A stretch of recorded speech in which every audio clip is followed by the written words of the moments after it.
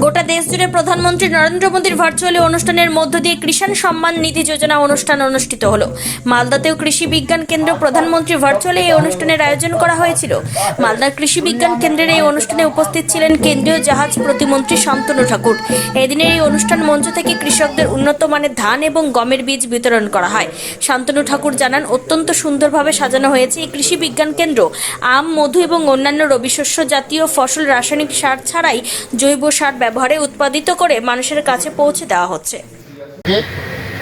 মানুষ কৃষিজীবী, কৃষির উপরে নির্ভর। তাই আমি মনে করি আজকের এই কৃষি বিজ্ঞান কেন্দ্রের মাননীয় প্রধানমন্ত্রীর যে উদ্যোগ, আমি বললাম যে বিকশিত ভারত, তার অগ্রণী ভূমিকা গ্রহণ করবে আগামী দিনের এই কৃষি বিজ্ঞান কেন্দ্র। स्वागत करता हूं। मैं कार्यक्रम की शुरुआत मैं अपने वरिष्ठ वैज्ञानिक एवं head doctor Dushyant Raghav sir से। भारत माता की। आज के इस বাংলায় বলি,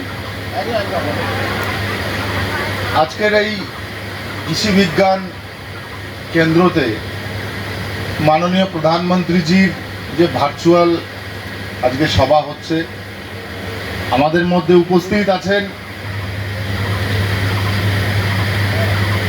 এমন একটা জায়গাতে কৃষি বিজ্ঞান কেন্দ্র গড়ে উঠেছে যেটা পশ্চিমবঙ্গের মধ্যমণি মালদা, এবং এই জায়গাতে মালদা খুবই একটি উর্বর এবং সংস্কৃতি জড়িত একটা সুন্দর জায়গা, যেখানে